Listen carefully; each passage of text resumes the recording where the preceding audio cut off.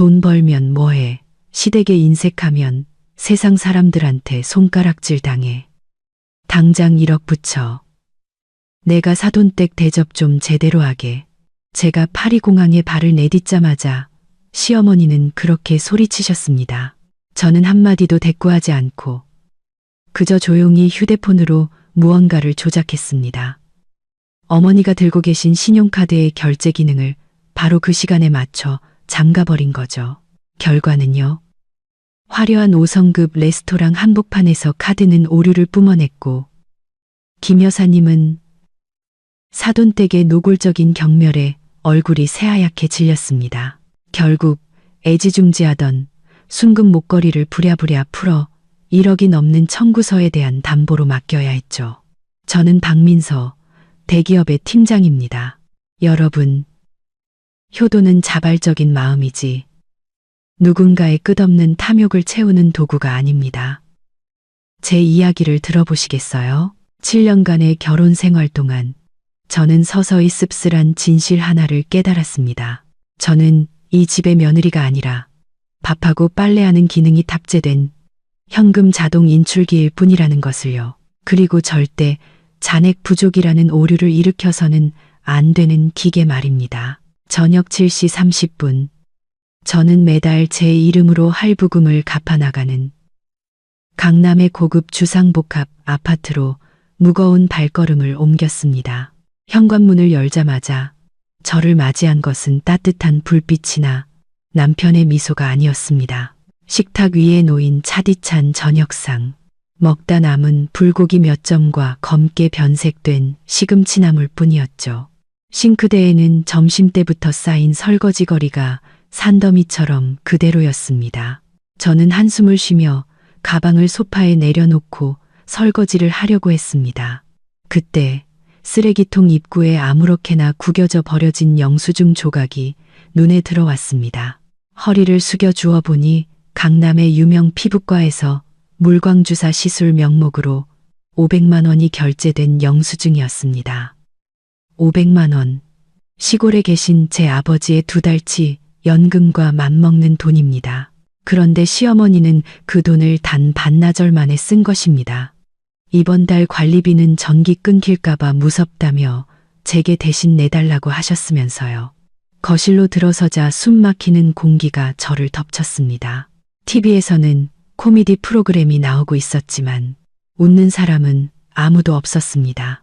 시어머니 김 여사님은 소파에 다리를 꼬고 앉아 해바라기 씨를 까먹고 계셨죠.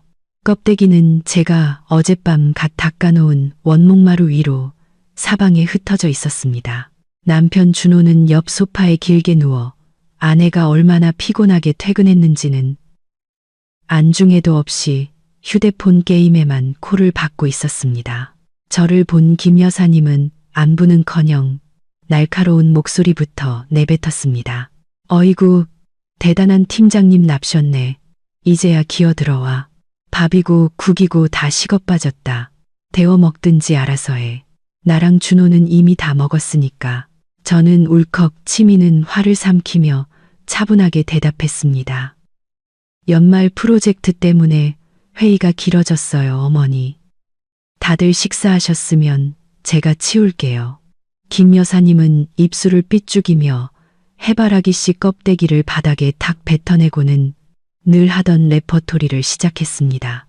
아, 참, 오늘 내 시누이 수진이가 놀러 왔었는데 타던 경차가 자꾸 빌빌거린다고 하소연하더라. 멀쩡한 회사 다니면서 그런 고물차 끌고 다니면 친구들한테 얼마나 창피하겠니. 너희 부부가 알아서 새 차 한 대 뽑아줘라. 동생기 좀 펴고 다니게. 저는 그 자리에 얼어붙었습니다. 손에 든 수저가 부들부들 떨렸죠. 시누이 수진 씨, 시어머니의 금지옥엽 외동딸. 결혼한 지 2년이 넘었지만 돈이 필요할 때마다 친정으로 달려와 손을 벌렸습니다. 그리고 그 친정은 사실상 제 지갑이었죠. 어머니, 저는 간신히 평정심을 유지하며 말했습니다. 이번 달에 조카 학원비도 보내드렸고 이 집 대출 이자도 내야 해요. 지금 차 사드릴 돈이 어디 있어요? 돈 이야기가 나오자 준호가 휴대폰에서 고개를 들었습니다. 그리고는 능숙하게 어머니 편을 들었죠. 당신도 참, 곧 연말인데 회사에서 보너스 나올 거 아냐. 그거 미리 당겨서 수진이 차부터 해결해줘. 내가 장남인데 동생이 그런 넉마차 타는 걸 어떻게 봐. 너무 계산적으로 굴지 마. 계산적이라고? 저는 남편을 돌아봤습니다. 눈에는 실망감이 가득했죠. 준호 씨, 당신 최근 석 달 동안 월급 한 푼이라도 나한테 준 적 있어? 술값 아니면 게임 아이템 사는데 다 쏟아부었잖아. 준호의 얼굴이 벌개졌습니다. 그가 반박하기도 전에 김 여사님이 손으로 식탁을 콱 내리치며 소리쳤습니다. 박서방, 네가 돈 몇 푼 번다고 남편을 가르치려 들어? 돈 벌면서 시댁에 아까워 벌벌 떨면 세상 사람들이 내 얼굴에 침 뱉는다고. 이 집엔 아직 내가 시퍼렇게 살아있어. 내가 함부로 날뛸 곳이 아니야. 시어머니의 말은 날카로운 바늘이 되어 제 가슴을 후벼 팠습니다. 지난 7년간 저는 이 가족 전체를 책임져 왔습니다. 시어머니의 영양제부터 남편의 옷가지까지. 그런데 돌아온 것은 인색하다는 두 글자뿐이었습니다. 저는 더 이상 논쟁하는 것이 무의미하다는 것을 알기에 입을 다물었습니다. 고개를 숙여 마른 밥을 입에 털어 넣었습니다. 목구멍에서 씁쓸한 맛이 느껴졌습니다. 바로 그때 주머니 속 휴대폰이 울렸습니다. 사장님에게서 온 새 이메일이었습니다. 제목은 2주간 유럽 출장 발령 결정. 핵심 프로젝트. 저는 휴대폰을 꽉 쥐었습니다. 밝은 화면이 제 지친 얼굴을 비췄죠. 이 시점에 떠나는 먼 출장. 이것이 이 숨막히는 세상에서 잠시 벗어날 기회일까요? 아니면 제가 없는 동안 그들이 더 마음껏 돈을 파낼 빌미가 될까요? 그 순간 제 머릿속에 한 가지 생각이 스쳤습니다. 이제는 그들에게 돈의 가치와 자존심에 대해 제대로 된 교훈을 가르쳐 줄 때가 온 것 같았습니다. 프랑스에 간다고? 마침 잘 됐네. 내가 동네 신앙송회 회원들한테 선물할 거 좀 사다 달라고 하려던 참이었는데 제가 옷장 위에서 여행 가방을 꺼내자마자 시어머니가 던진 첫마디였습니다. 어머니는 제가 얼마나 오래 가는지, 일이 힘든지는 아는지, 건강은 괜찮은지 묻지 않았습니다. 어머니 눈에 제 출장은 그저 고가의 명품을 공짜로 배달해 줄 기회일 뿐이었습니다. 저는 한숨을 삼키며 정장들을 캐리어에 차곡차곡 접어 넣었습니다. 작년 태국 출장의 끔찍한 기억이 어제 일처럼 생생하게 떠올랐습니다. 그때 저는 시댁의 온갖 친척들을 위한 야동, 과자, 파스 등으로 가득 찬 30개의 쇼핑백을 짊어져야 했습니다. 결국 공항에서 수화물 초과 요금을 물었고 제 사비로 해결해야 했죠. 집에 돌아와서는 고맙다는 말은커녕 왜 이 브랜드는 안 사왔냐, 저 브랜드는 없냐는 타박만 들었습니다. 준호는 소파에 다리를 올리고 TV를 보다가 그 말을 듣고는 벌떡 일어나며 눈을 빛냈습니다. 유럽 출장이면 출장비도 꽤 나오겠네. 현금 좀 집에 두고 가. 나 용돈 쓰게. 거기서는 회사 법인카드 쓰면 되잖아. 제가 대답하기도 전에 현관문 초인종이 요란하게 울렸습니다. 시누이 수진 씨가 평소와 달리 잔뜩 상기된 얼굴로 들어섰습니다. 분명 김 여사님이 재빨리 전화로 귀띔해 준 것이 틀림없었습니다. 수진 씨는 소파에 털썩 주저앉아 앞뒤 가릴 것 없이 휴대폰을 꺼내 제 얼굴 앞에 들이밀었습니다. 화면에는 긴 쇼핑 리스트가 빼곡히 적혀 있었죠. 새언니, 엄마한테 얘기 들었어요. 프랑스 가신다면서요. 가는 김에 샤넬 향수 몇 병이랑 이번에 새로 나온 구찌 신상 가방 좀 봐주세요. 한국 매장은 믿을 수가 없어서요.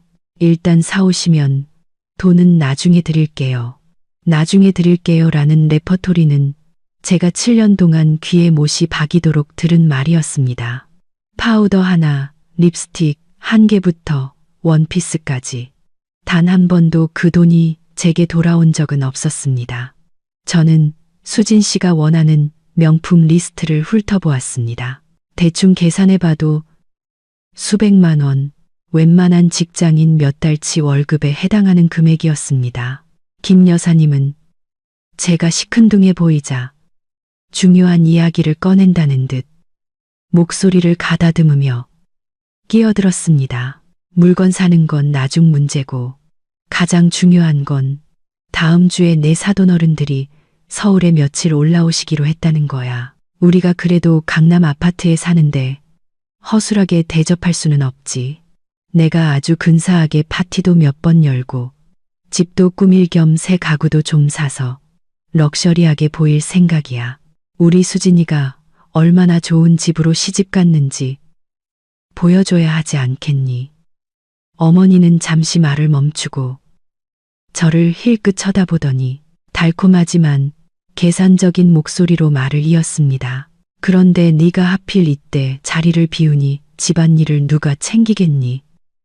그러지 말고 저번에 네가 만들어준 가족카드 있잖니. 집에 무슨 급한 일이 생길지 모르니 비상용으로 가지고 있으려는 거지. 내가 늙어서 돈 쓸 일이 뭐가 있겠니? 저는 잠시 동작을 멈췄습니다. 그 플래티넘 등급의 신용카드는 2년 전 친구들에게 자랑하고 싶다는 어머니의 성화에 못 이겨 만들어드린 것이었습니다. 하지만 저는 늘 제 지갑에 보관했습니다. 어머니가 한도를 초과해 사용할까 두려웠기 때문이죠. 오늘 어머니는 이 기회를 틈타 카드의 통제권을 요구하고 나선 것입니다. 세 사람의 탐욕스러운 눈빛을 보자 목구멍까지 씁쓸함이 차올랐습니다. 그들은 멀리 떠나는 가족을 걱정하는 것이 아니었습니다. 그저 떠나기 직전의 금광에서 마지막 한 줌까지 캐내지 못해 안달이 나 있었을 뿐입니다. 하지만 이번에는 저도 예전의 순진한 며느리가 아니었습니다. 제 머릿속에 대담한 계획 하나가 피어올랐습니다. 저는 자리에서 일어나 가방 쪽으로 걸어가 그 까맣고 고급스러운 카드를 꺼냈습니다. 그리고는 활짝 웃으며 두 손으로 공손하게 카드를 김 여사님께 건넸습니다. 어머니 말씀이 맞아요. 제가 멀리 가 있으니 마음이 안 놓이네요. 이 카드는 한도도 높으니 어머니께서 가지고 계시면서 사돈어른들 맞이할 준비도 하시고 편하게 사용하세요. 제가 다 감당할 수 있어요.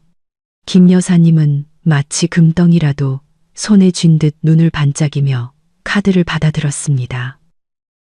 그래, 며느리가 이래야지. 너는 걱정 말고 출장 잘 다녀와라.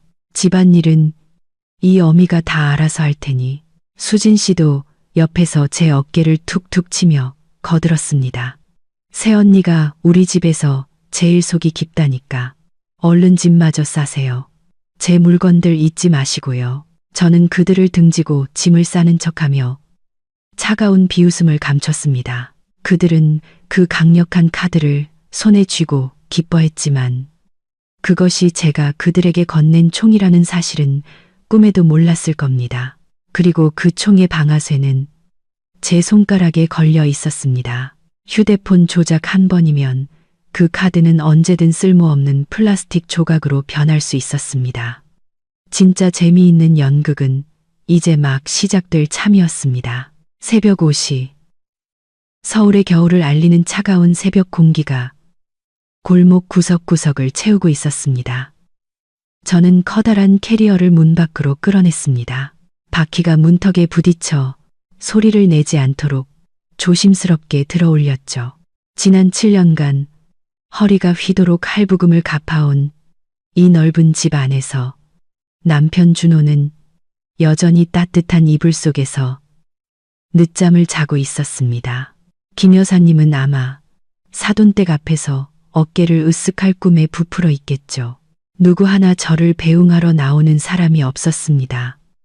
형식적인 인사 한마디조차도요. 제 짐을 차에 실어준 유일한 사람은 희끗희끗한 머리에 낯선 콜택시 기사님뿐이었습니다. 타인의 소박한 친절에 갑자기 코끝이 찡해졌습니다.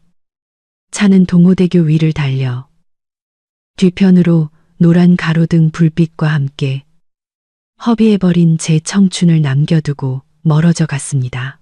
저는 휴대폰을 꺼내 녹음 기능까지 추가로 설치한 홈 CCTV 앱을 다시 한번 확인했습니다. 파란 신호등이 깜빡이며 곧 펼쳐질 김 여사님 모녀의 막장 드라마를 녹화할 모든 준비가 끝났음을 알렸습니다.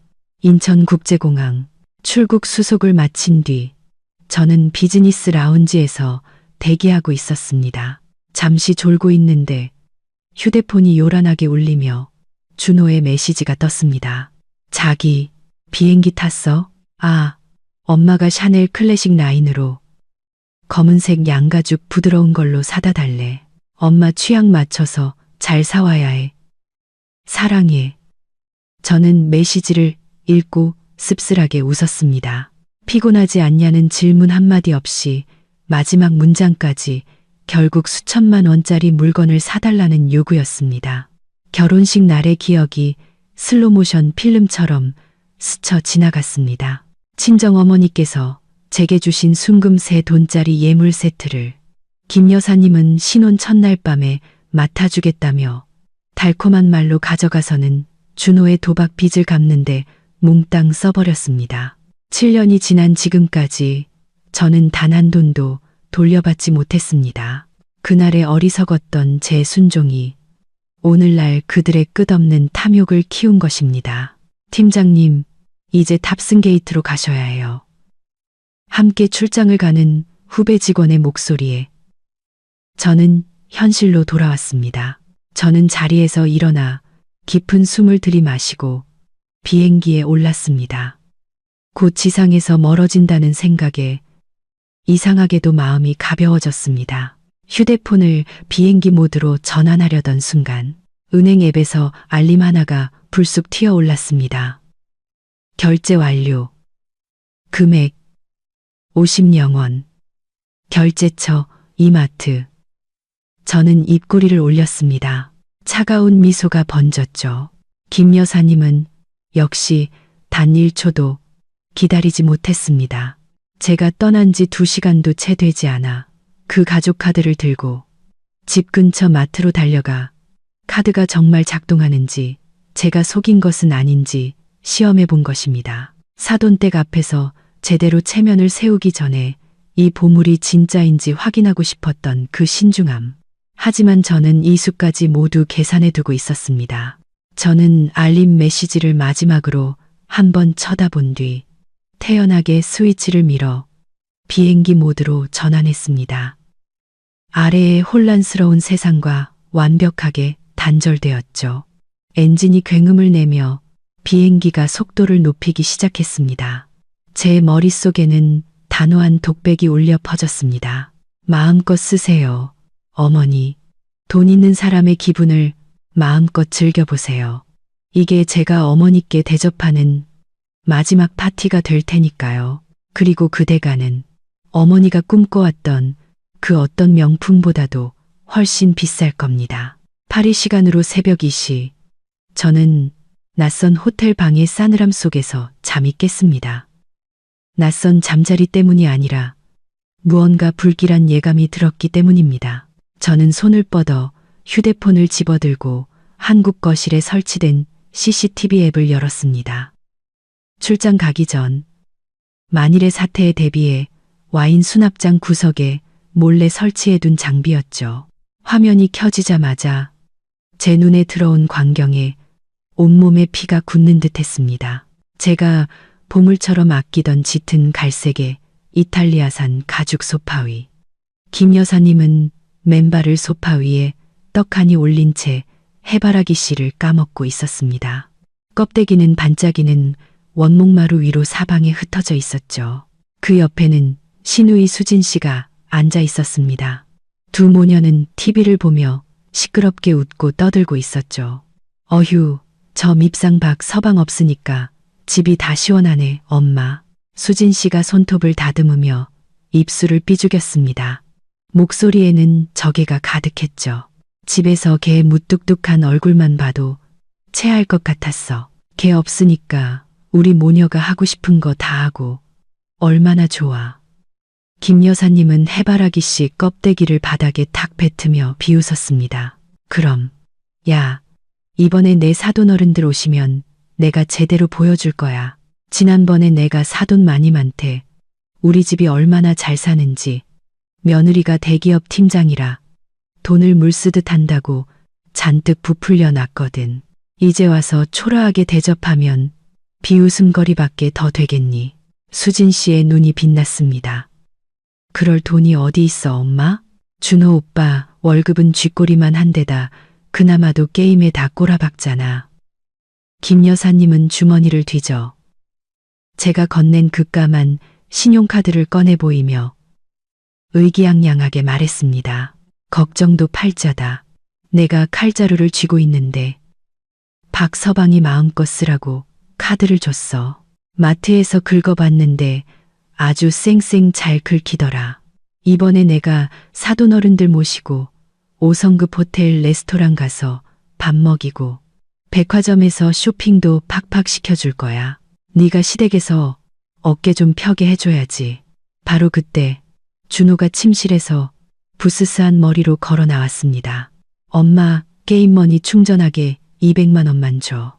어제 운이 없어서 다 잃었어. 저는 김 여사님이 아들을 혼내길 바라며 숨을 죽였습니다. 하지만 아니었습니다. 어머니는 혀를 차며 준호에게 카드를 건넸습니다. ATM 가서 잠깐 뽑았어. 조금만 뽑아라. 내가 큰 일치를 한도 남겨둬야 하니까. 준호는 카드를 받고 눈을 반짝이며 달려나갔습니다.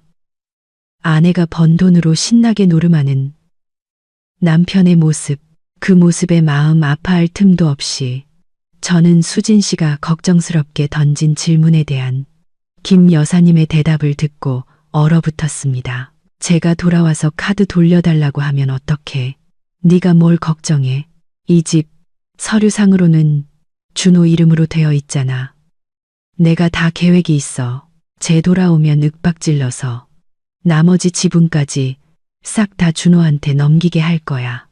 그래서 내가 등기권리증을 확실히 쥐고 있어야지. 일단 등기권리증이 내 손에 들어오면 저런 며느리녀는 내가 데리고 있고 싶으면 두고 싫으면 언제든 길바닥으로 내쫓으면 그만이야. 걔는 그냥 운 좋게 돈 좀 버는 애일 뿐이라고. 저는 화면을 껐습니다. 그리고 어둠 속에서 조용히 앉아 있었습니다. 눈물은 한 방울도 흐르지 않았습니다. 심장을 찌르는 고통은 이미 차가운 마비 상태로 변해 있었습니다. 알고 보니 저는 그동안 제 품에서 적을 키우고 있었던 겁니다. 저는 침착하게 은행 앱을 열었습니다. 제 돈으로 체면을 세우고 싶다고요. 제 집을 빼앗고 싶다고요. 좋아요. 제가 평생 잊지 못할 공연을 펼칠 수 있도록 도와드리죠. 저는 카드의 한도를 재설정하기 시작했습니다. 그들이 상상조차 할 수 없는 가장 잔인한 반격을 준비하면서 집에 온 손님에게 떡 하나 안 주면 안 된다는 옛말이 틀린 게 하나도 없습니다. 하지만 시어머니에게 사돈어른 같은 귀한 손님이 시골에서 올라오셨다면 제비집 수프와 수십 년 묵은 양주 정도는 대접해야 격에 맞는다고 생각하셨죠. 저는 파리에 앉아 휴대폰 화면을 통해 제 집 거실에서 벌어지고 있는 광경을 똑똑히 지켜봤습니다. 김 여사님은 짙은 붉은색 벨벳 원피스를 차려입고 목에는 가짜 진주 목걸이를 두른 채 환하게 웃으며 현관문을 열었습니다.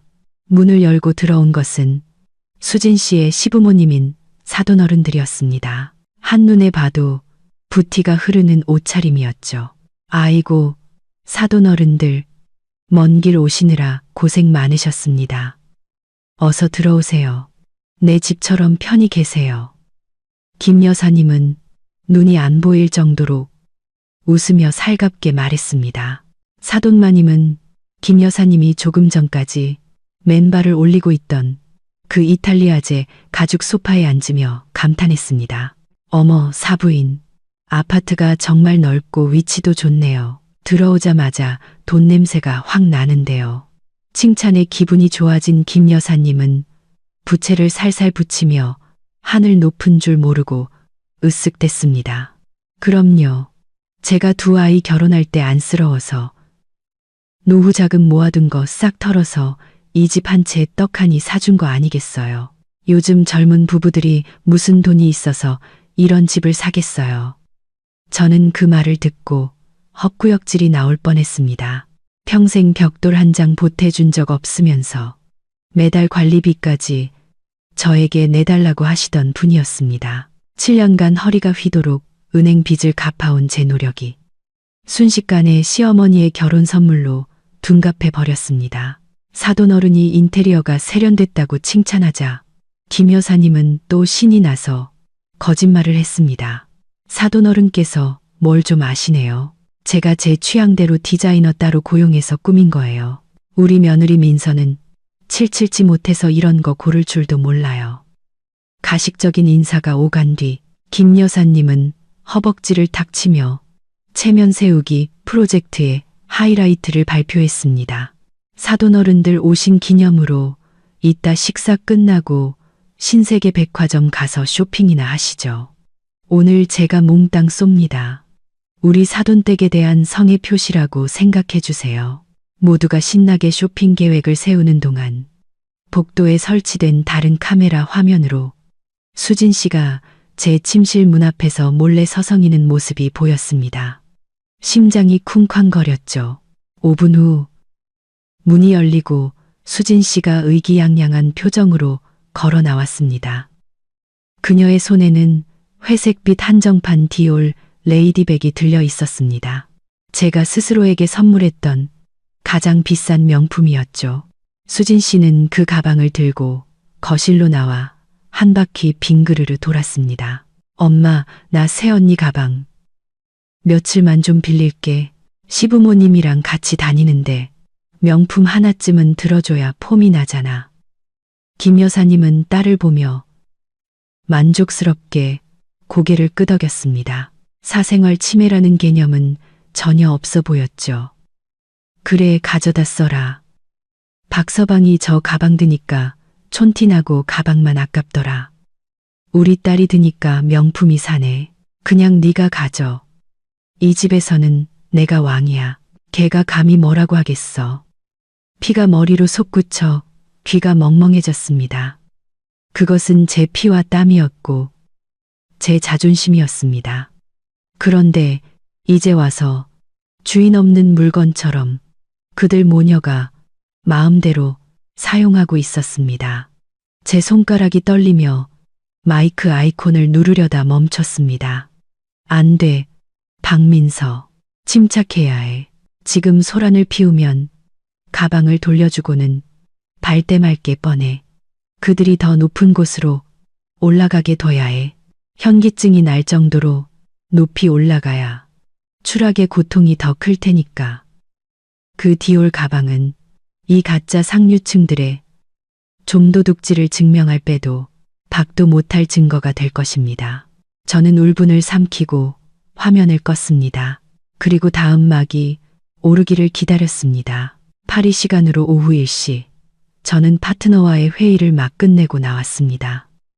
머릿속은 여전히 복잡한 숫자들로 가득 차 있었죠. 주머니 속에서 조용히 잠자코 있던 휴대폰이 갑자기 요란하게 울리며 호텔 복도의 정적을 깼습니다. 화면이 환하게 켜지며 제가 시집 온 첫날부터 지독한 아이러니를 담아 저장해둔 이름이 표시되었습니다. 사랑하는 시어머니. 저는 옅게 비웃으며 창밖을 내다보았습니다. 에펠탑이 오후의 햇살 아래 우뚝 솟아 있었죠. 김 여사님의 전화 타이밍은 기가 막혔습니다. 지금 한국은 분명 저녁 7시 사돈댁에게 몽땅 쏘겠다는 약속을 백화점에서 실행할 황금 시간대였죠. 저는 깊은 숨을 들이마시고 최대한 상냥한 목소리로 톤을 조절한 뒤 화면을 밀어 전화를 받았습니다. 여보세요, 어머니, 저 이제 막 회의 끝났어요. 너무 피곤하네요. 집에는 별일 없으시죠? 수화기 너머로 백화점의 시끄러운 배경음악, 안내방송, 사람들의 웃음소리가 섞여 들려왔습니다. 그 소음을 뚫고 김 여사님의 목소리가 들려왔습니다. 꿀처럼 달콤했죠. 별일 없고 말고 내가 지금 사돈 어른들 모시고 신세계 백화점 구경하고 있단다. 어찌나 좋아하시는지 며느리가 집도 좋은 데로 잘 골랐다고 칭찬이 자자해. 아, 참, 민서야. 어머니는 잠시 망설이더니 비밀 이야기를 하듯 목소리를 낮췄습니다. 내가 가구 매장을 좀 둘러봤는데 아주 기가 막히게 멋진 원목 식탁 세트가 있더라. 조각도 정교하고 우리 집 거실에 딱 어울릴 것 같아. 지금 있는 소파는 좀 낡고 평범해 보이잖아. 이번 설에 손님들 맞이하려면 좀 근사한 걸로 바꿔야지. 그리고 사돈어른께서 여기 양주를 마음에 들어 하시는 것 같아서 인사치레로 몇 병 사드리려고. 저는 웃음을 참았습니다. 그 평범하다는 이탈리아제 가죽 소파는 웬만한 집 전세금과 맞먹는 가격이었습니다. 그런데 어머니의 입을 거치자 그저 돈을 쓰기 위한 핑계거리로 전락해버렸죠. 저는 놀란 척했습니다. 그러세요. 어머니 마음에 드시면 된 거죠. 제가 카드 드렸잖아요. 편하게 긁으세요. 사돈 어른들께 쓰는 돈이 뭐가 아깝겠어요. 김 여사님은 입맛을 다시며 애원과 계산이 섞인 목소리로 말했습니다. 그런데 말이다. 내가 직원한테 물어보니까 이 카드가 1회 결제 한도가 좀 낮은 것 같더라. 괜히 한도 부족해서 결제가 안 되면 사돈댁 앞에서 망신 아니겠니? 그러지 말고 내가 지금 당장 내 계좌로 현금 1억만 바로 이체해주면 안 될까? 내가 ATM 가서 현금으로 뽑아서 내는 게 속 편하고 빠를 것 같아. 카드 쓰는 건 복잡해서 늙은이는 잘 모르겠다. 저는 어머니의 속셈을 꿰뚫어 보고 있었습니다. 현금은 일단 주머니에 들어가면 흔적이 남지 않죠. 횡령을 하거나 단순히 손에 현금을 쥐고 있어야 마음이 놓이는 것이었습니다. 하지만 제가 그렇게 쉽게 어머니의 뜻대로 해드릴 리가 없죠. 어머나 어떡해요. 어머니, 저는 정말 안타깝다는 듯이 소리쳤습니다. 목소리는 진짜처럼 떨렸죠. 제가 지금 프랑스에 있잖아요. 송금할 때 필요한 OTP 보안카드를 호텔에 깜빡 두고 나왔어요. 지금 차 타고 이동 중이라 다시 돌아갈 수도 없고요. 해외에서 송금하는 건 절차도 복잡해서 바로 안 돼요, 어머니. 그 말을 들은 김 여사님의 목소리가 확 가라앉았습니다. 실망한 기색이 역력했죠. 그래? 참 아쉽게 됐네. 그럼 이제 어떡하지? 사돈 어른들은 저기서 내가 물건 고르기만 기다리고 계시는데 걱정 마세요. 저는 재빨리 해결책을 제시했습니다. 현금 이체는 안 되지만 제가 앱으로 신용카드 한도를 바로 올려드릴 수는 있어요. 제가 한도를 2억 원으로 확 늘려드릴게요. 어머니는 그냥 그 카드 가지고 긁기만 하세요. 식탁 세트가 뭐예요? 백화점 전체를 사셔도 될 거예요. 요즘 세상에 누가 촌스럽게 현금 써요. 어머니께서 이 블랙카드를 딱 내밀면 사돈댁에서도 어머니를 더 세련됐다고 생각하실걸요. 세련됐다는 말과 2억이라는 숫자에 김 여사님은 금세 마음이 풀렸습니다. 목소리는 다시 하늘을 찌를 듯이 높아졌죠. 어머, 내 말이 맞네. 내가 깜빡했다. 카드 쓰는 게 훨씬 폼나지. 그럼 지금 바로 한도 올려줘. 나도 얼른 가서 결제해야겠다. 이렇게 똑 부러지고 효심 깊은 며느리가 있으니 내가 얼마나 든든한지 몰라. 얼른 쉬어라. 엄마는 끊는다. 네, 사돈댁 앞에서 채면 제대로 세우시게 마음껏 쇼핑하세요. 제가 바로 처리할게요. 저는 전화를 끊었습니다. 입가의 미소는 순식간에 사라지고 그 자리에는 칼날처럼 차가운 눈빛이 남았습니다. 김 여사님, 제가 정말 황금알을 낳는 거위인 줄 아셨나요? 체면을 세우고 싶다고요. 제가 세워드리죠. 하지만 그 대가는 처절한 망신이 될 겁니다. 저는 휴대폰의 은행 앱을 열었습니다. 손가락이 화면 위를 빠르게 움직였죠. 저는 약속대로 가족카드의 표시 한도를 2억 원으로 상향 조정했습니다. 김 여사님이 문자 메시지로 잔액을 확인하더라도 그 거대한 숫자를 보게 될 겁니다. 하지만 바로 그 직후 저는 카드 보안 설정 메뉴로 들어갔습니다. 그리고 침착하게 POS 단말기 결제 잠금 스위치를 켰고 1회 거래 한도를 0원으로 설정했습니다. 모든 것은 1분도 채 걸리지 않아 끝났습니다. 이제 김 여사님의 손에 들린 카드는 엄청난 한도를 가진 권력의 상징처럼 보이지만 실제로는 속이 완전히 비어버린 쓸모없는 플라스틱 조각에 불과했습니다. 김 여사님은 자신이 의기양양하게 사돈댁을 이끌고 화려한 조명이 빛나는 구찌 매장으로 들어서는 그 순간 자신의 인생에서 가장 치욕적인 덫으로 걸어 들어가고 있다는 사실을 전혀 알지 못했습니다. 저는 휴대폰을 내려놓고 의자에 등을 기댔습니다. 마음속으로 생각했죠. 마음껏 고르세요. 어머니, 가장 비싼 걸로요. 과연 결제할 때 어머니의 그 허황된 자존심이 어머니를 구해줄 수 있을지 어디 한번 보죠. 자신이 무한정 쓸 수 있는 카드라고 믿는 탐욕스러운 여인만큼 무서운 것은 없습니다.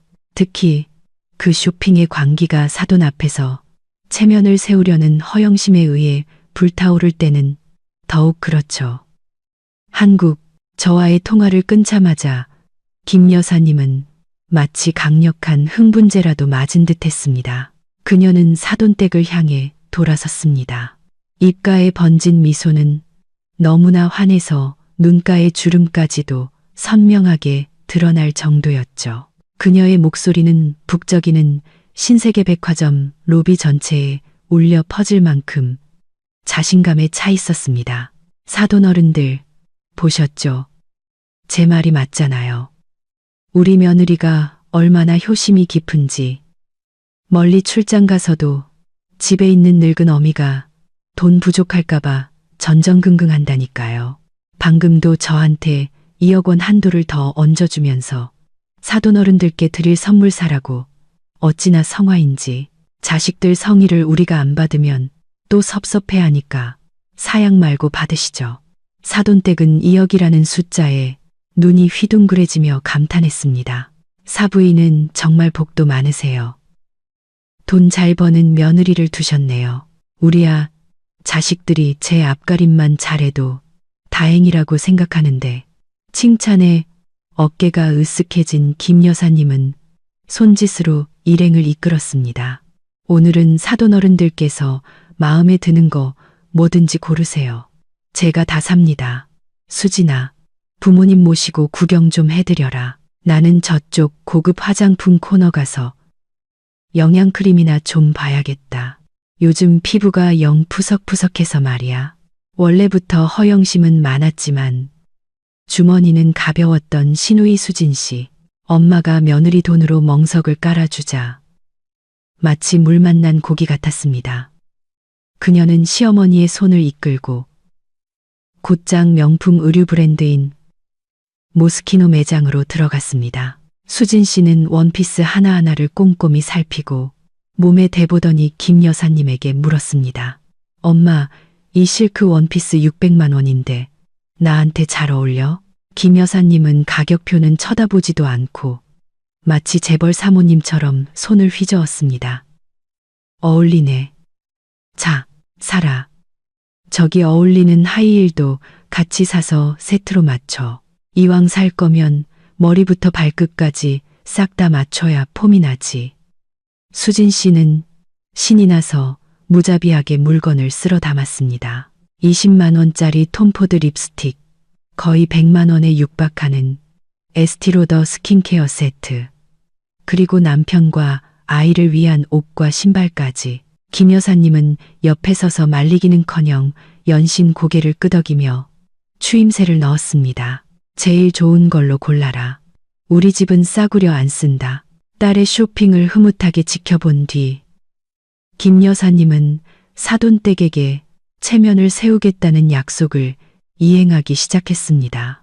그녀는 사돈어른을 시계 매장으로 끌고 가 진열장 안에 놓인 나도 브랜드의 가죽 시계를 가리켰습니다. 사돈어른, 이거 차시니까 훨씬 멋있으시네요. 지금 차고 계신 시계는 너무 낡았어요. 바꾸실 때 됐죠. 아가씨, 이거 포장해줘요. 사돈 마님에게는 고급 실크 스카프와 진짜 가죽으로 만든 핸드백을 골라주었습니다. 사돈댁에게 주는 선물 값만 해도 어림잡아 3천만 원에 육박했죠. 김 여사님은 물건을 가리키면서도 직원들의 태도를 힐끗 살폈습니다. 자신을 큰손 고객으로 대하며 굽실거리는 그들의 모습에 희열을 느꼈습니다. 백화점 곳곳을 거의 2시간 동안 휩쓴 결과 통합 계산대에는 쇼핑한 물건들이 산더미처럼 쌓였습니다. 계산원 직원이 바코드를 찍고는 공손하게 말했습니다. 고객님, 가족분들 쇼핑하신 금액 총합은 6,250만 원입니다. 6,250만 원. 평범한 가정이 1년 내내 모아도 힘든 돈. 하지만 지금 김 여사님에게는 제가 방금 그려준 2억 원이라는 가상의 한도 안에 있는 숫자에 불과했습니다. 김 여사님은 시계를 보더니 날이 어둑해지고 배가 고파오자 거만한 표정으로 직원에게 말했습니다. 물건이 너무 많아서 들고 다니기 번거롭네. 당신들이 잘 포장해서 여기 계산대에 맡아도 우리 가족은 위층에서 저녁 식사 좀 하고 올 테니까 이따 내려와서 카드로 한 번에 결제하고 기사시켜서 차로 가져가라고 할게. 직원은 보통 즉시 결제가 원칙이라 잠시 망설였습니다. 하지만 김 여사님의 당당한 태도와 방금 전 큰 소리로 한도를 늘렸다고 통화하는 모습을 떠올리며 물건을 맡아주기로 했습니다. 김 여사님은 고개를 빳빳이 들고 일행을 이끌고 엘리베이터로 향했습니다. 목적지는 가장 화려한 레스토랑들이 모여있는 꼭대기층이었습니다. 입구에 거대한 랍스터 수조가 있는 것으로 유명한 5성급 해산물 레스토랑에 들어서자마자 김 여사님은 도시의 야경이 한눈에 보이는 VIP 룸으로 달라고 큰 소리로 요구했습니다. 레스토랑은 따뜻한 금빛 조명과 새하얀 테이블복, 그리고 부드러운 피아노 선율로 가득했습니다. 두꺼운 가죽 메뉴판을 손에 든 김 여사님은 오른쪽의 가격란은 쳐다보지도 않았습니다. 그녀는 가장 먹음직스러워 보이는 사진들을 손가락으로 가리켰습니다. 여기 킹크랩 제일 큰 놈으로 2마리 쪄주시고 전복이랑 상어 지느러미 수프는 인원수대로 주세요. 아, 그리고 사돈어른 드시게 1998년산 프랑스 와인도 한 병 갖다 주시고요. 하여튼 이 집에서 제일 맛있고 제일 비싼 걸로 싹 다 가져오세요. 사돈어른은 주문하는 것을 듣고 식은땀을 흘리며 김 여사님 귀에 대고 속삭였습니다. 사부인, 너무 많이 시키는 거 아니에요. 간단하게 먹죠. 너무 비싸요.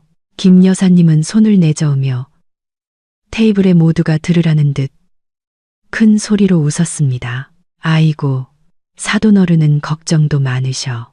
오늘 제가 쏜다고 했잖아요. 우리 며느리가 부모님 잘 모시라고 돈 버는 건데 우리가 안 쓰면 누가 쓰겠어요. 마음껏 드시고 취하세요. 돈은 아무 문제 없습니다. 비록 지구 반대편에 앉아 있었지만 시어머니의 성격을 꿰뚫고 있는 저는 그 광경이 눈에 선하게 그려졌습니다. 김 여사님은 붉은 와인잔을 높이 들고 있겠죠. 술기운과 승리감에 취해 얼굴이 붉게 달아오른 채로 마치 여왕이라도 된 듯 대접받는 기분을 만끽하면서 그녀는 지금 자신이 삼키고 있는 산의 진미가 잠시 후 자신의 위장을 짓누르는 돌덩이가 될 것이라는 사실을 꿈에도 몰랐을 겁니다. 그녀가 사냥꾼이라고 생각했던 이 잔치는 곧 그녀 스스로를 탐욕과 허영심에 덫에 걸린 사냥감으로 만들 참이었습니다. 5성급 레스토랑의 화려한 공간, 크리스탈 샹들리에의 불빛이 핏빛처럼 붉은 와인잔에 반사되어 반짝이며 허영심에 취한 영혼들의 공허함과 가식을 감추고 있었습니다. VIP 테이블 위에는 킹크랩, 대게, 제비집 수프 등 돈과 환상의 권력을 상징하는 음식들이 가득했습니다. 남편 준호가 조금 늦게 평소와는 다른 멀끔한 모습으로 나타났습니다. 몸에 딱 붙는 네이비색 이탈리아 정장에 머리는 포마드로 윤기나게 넘기고 손목에는 번쩍이는 스위스 시계를 차고 있었죠. 넥타이부터 구두까지 모두 작년 결혼기념일에 제가 그의 사회생활에 도움이 되길 바라며 사준 고가의 명품들이었습니다. 이제 그는 비즈니스 파트너를 만나기 위해서가 아니라 장인, 장모님 앞에서 성공한 귀공자 역할을 연기하기 위해 그 옷들을 걸치고 있었습니다.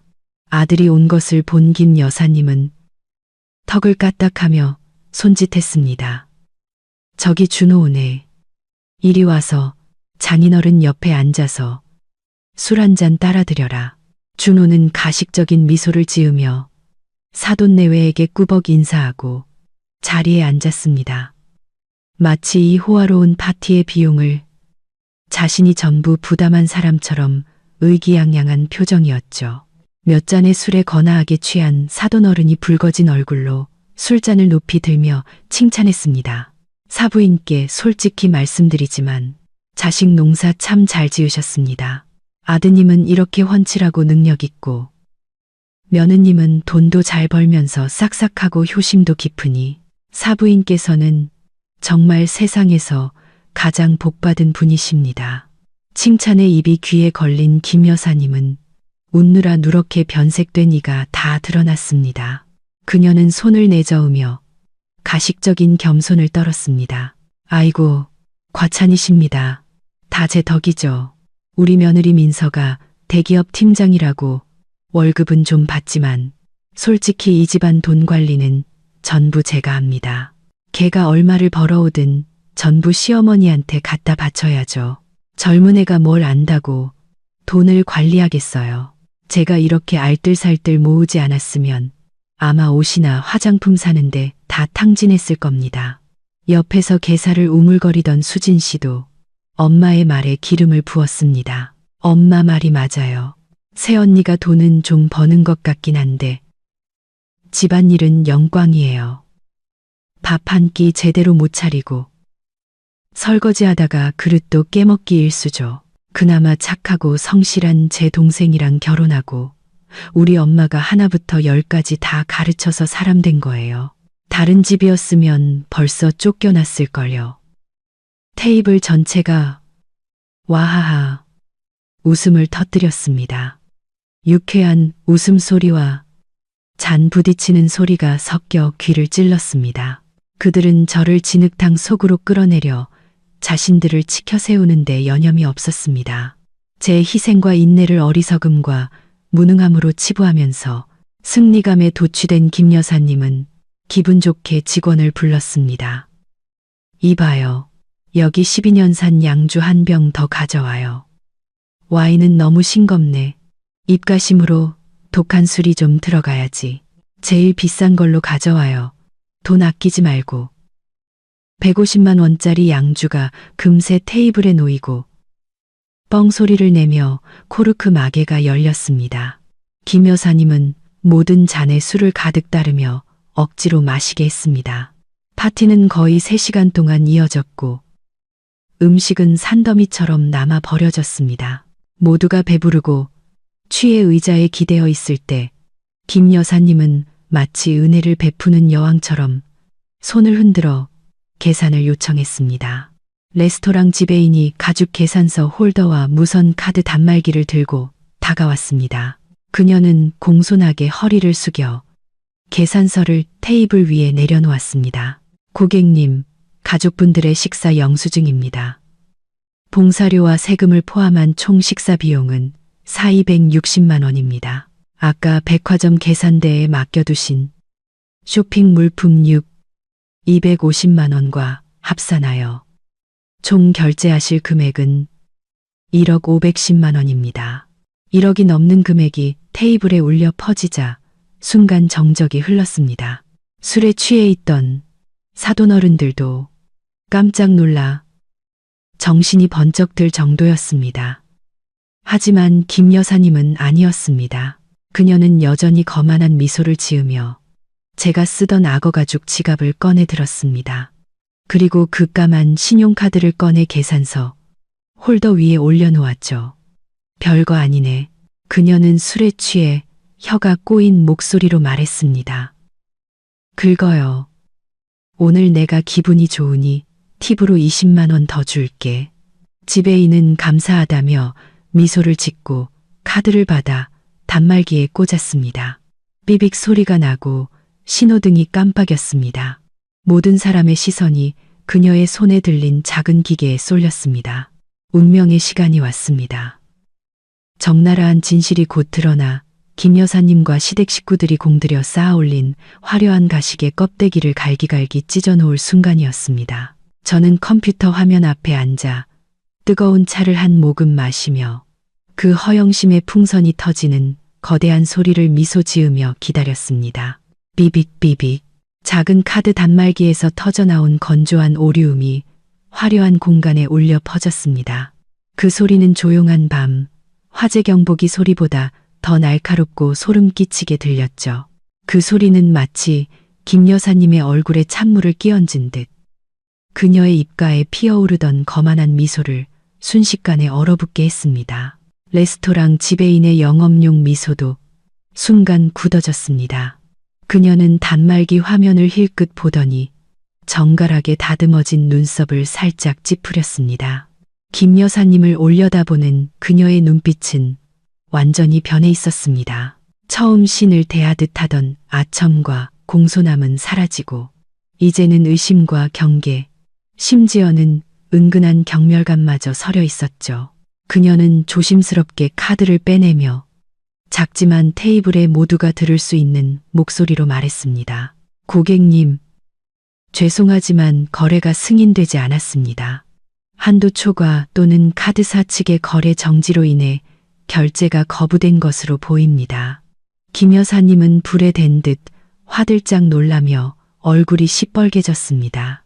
그녀는 직원 손에서 카드를 낚아채 마치 깨진 곳이라도 찾는 듯 앞뒤로 뒤집어 보며 소리쳤습니다. 지금 무슨 헛소리야. 거부가 무슨 말이야. 이 카드는 플래티넘 카드고 우리 며느리가 방금 내 눈앞에서 한도를 2억 원으로 올려줬다고. 똑바로 봐. 당신들 기계가 고장난 거 아니야? 5성급 레스토랑이 어떻게 이렇게 허술하게 장사를 해? 다시 긁어봐. 꽉 눌러서 긁으라고. 지배인은 한숨을 참으며 꾹 참고 다시 한번 카드를 긁었습니다. 테이블은 쥐 죽은 듯 조용했습니다. 사돈어른들은 이쑤시개를 멈추고 직원의 손만 뚫어져라 쳐다봤습니다. 다리를 꼬고 있던 준호도 다리를 내리고 몸을 앞으로 숙였습니다. 수진 씨는 립스틱을 바르다 말고 얼굴이 하얗게 질리기 시작했습니다. 삐빅삐빅. 또다시 그 지긋지긋한 소리가 울렸습니다. 이번에는 지배인이 다른 은행의 단말기까지 가져와 시도했지만 결과는 마찬가지였습니다. 화면에는 거래 거절이라는 붉은 글씨가 도전적으로 깜빡였습니다. 고객님, 3번이나 다시 시도해 보았습니다. 은행 시스템에서 결제가 불가능한 카드로 확인됩니다. 다시 한번 확인하시거나 다른 결제 수단으로 지불해 주시기 바랍니다. 이번에는 김 여사님도 정말 식은땀을 흘리기 시작했습니다. 차가운 땀방울이 이마에 송골송골 맺혀 두꺼운 화장 위로 흘러내리며 얼룩덜룩한 자국을 남겼습니다. 창백해져가는 그녀의 늙은 얼굴 위로 말이죠. 그녀는 더듬거렸습니다. 아까의 자신감은 온데간데 없이 사라졌죠. 말도 안 돼. 아까 마트에서는 분명히 긁혔는데 왜 갑자기 이러지? 분명히 은행 착오일 거야. 테이블의 분위기는 끔찍하게 어색해졌습니다. 옆 테이블의 손님들이 힐끔거리며 수군대기 시작했습니다. 마치 돈 떼먹는 사람을 보듯 쳐다보는 시선에 김 여사님의 얼굴이 불타는 듯 화끈거렸습니다. 사돈어른은 상황이 심상치 않음을 느끼고 헛기침을 하며 주머니에서 지갑을 꺼내려 했습니다. 아무래도 카드에 기술적인 문제가 생긴 모양이네요. 사부인, 일단 이쪽은 제가 계산하도록 하죠. 다 한 가족인데 뭘 그러세요? 사돈어른의 말은 불에 기름을 붓는 격이었습니다. 김 여사님의 자존심이라는 팽팽한 신경을 건드린 것이죠. 그녀는 사돈어른의 손을 탁 쳐냈습니다. 속으로는 벌벌 떨면서도 목소리는 단호했죠. 아닙니다. 사돈어른, 가만히 계세요. 오늘 제가 쏜다고 했으면 제가 쏘는 겁니다. 저희 집안 명예가 달린 문제예요. 분명히 우리 민서가 뭘 잘못 조작했거나 프랑스 인터넷이 불안정해서 그럴 겁니다. 제가 당장 전화해서 처리하라고 하죠. 자식이라는 게 일 처리를 이따위로 해서 늙은 어미를 망신시켜. 말을 마친 김 여사님은 떨리는 손으로 최신 스마트폰을 꺼냈습니다. 그리고는 제 이름을 찾아 화면을 세게 눌렀죠. 그녀는 영상통화를 걸어 일부러 스피커폰 볼륨을 최대로 키웠습니다. 그리고는 사돈댁에게 자신의 권위를 증명하려는 듯 휴대폰을 테이블 한가운데 높이 들었습니다. 반대편 파리의 바람 부는 발코니에서 저는 붉은 와인잔을 손에 들고 화려한 불빛의 에펠탑을 여유롭게 감상하고 있었습니다. 휴대폰이 울리자 저는 미소를 지으며 와인잔을 내려놓았습니다. 가장 하이라이트인 장면이 막을 내릴 시간이 온 것입니다. 저는 부드럽게 화면을 밀어 통화를 수락했습니다. 그 탐욕스러운 자들에게 합당한 처벌을 내릴 준비를 하면서 휴대폰 화면이 연결되자마자 땀으로 번들거리고 시뻘겋게 달아오른 김 여사님의 얼굴이 화면을 가득 채웠습니다. 그 뒤로 어리둥절한 사돈어른들과 수군거리는 직원들까지 테이블에 모인 모든 이들의 호기심 어린 시선이 어렴풋이 보였습니다.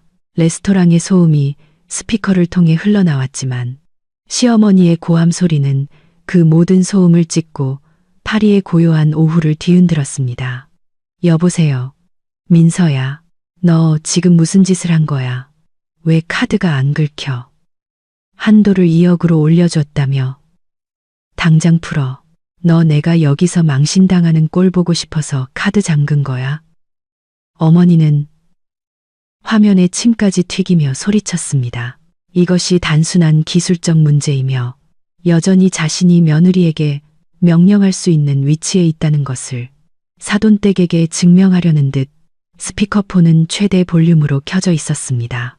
레스토랑 전체가 제 대답을 기다리며 숨을 죽이는 듯 했습니다.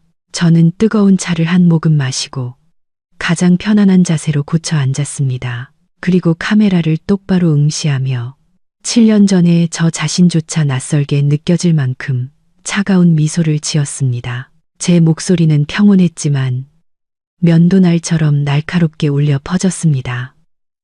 어머니, 무슨 말씀이세요? 저는 어머니께서 현금을 가지고 계신 줄 알았는데요. 그 가족카드는 제가 예전에 이미 결제 기능 잠가뒀어요. 긁을 돈이 한 푼도 안 들어있는데 어떻게 결제가 되겠어요? 제가 OTP 보안카드 전부 가지고 온 거 기억 안 나세요? 그 말을 들은 김 여사님은 그대로 얼어붙었습니다. 두 눈이 시뻘겋게 충혈되어 튀어나올 듯했죠. 그녀는 제가 이렇게 많은 사람 앞에서 공개적으로 반박할 줄은 상상도 못했을 겁니다. 치욕감의 분노가 걷잡을 수 없이 폭발했습니다. 그녀는 휴대폰에 얼굴을 바싹 대고 이를 갈며 한 글자 한 글자 내뱉었습니다. 너 뭐라고 했어? 이 천하의 몹쓸 년.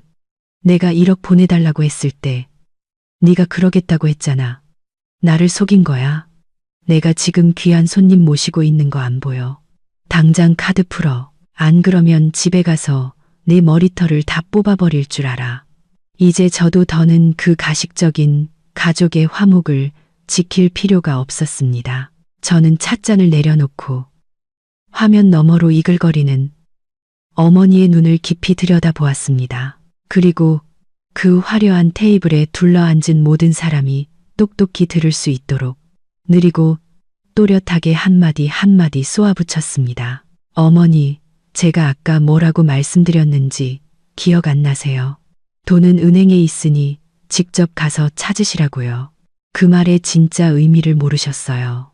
제 말은 그 돈은 제 은행 계좌에 있고 그걸 어머니께 드릴 생각은 추호도 없다는 뜻이었어요.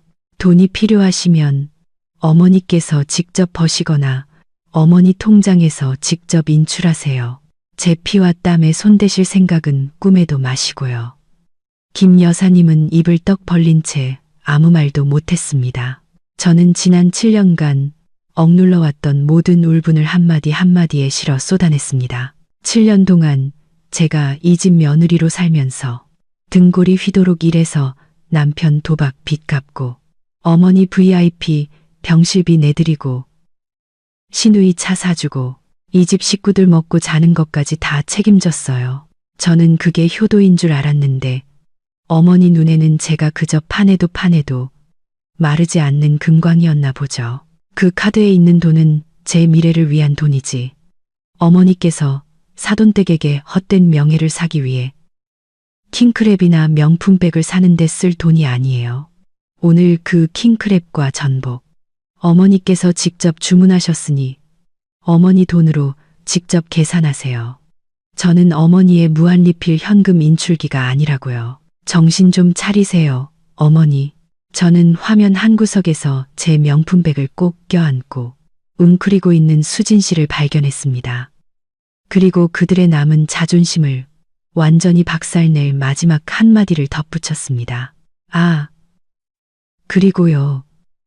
수진 씨더러 제 디올 가방 당장 내려놓으라고 하세요. 그건 제가 프로젝트 성공 보너스로 산 제 물건이지 아무나 막 가져다 쓰는 공공재가 아니에요. 집에 돌아가서 흠집 하나 안 나게 조심해서 옷장에 넣어두라고 전해주세요. 흠집 하나라도 나면 수진 씨 차 팔아도 못 갚을 테니까요. 말을 마친 저는 상대방의 어떤 반응도 기다리지 않았습니다. 저는 냉정하게 빨간색 통화 종료 버튼을 눌렀습니다. 뚝! 화면이 까맣게 변하고 연결은 끊겼습니다. 하지만 저는 알 수 있었습니다. 한국의 그 화려한 5성급 레스토랑에서는 죽음과도 같은 침묵과 치욕이 모든 것을 뒤덮고 있을 것이라는 것을. 김 여사님은 레스토랑 한복판에서 망부석처럼 굳어버렸습니다.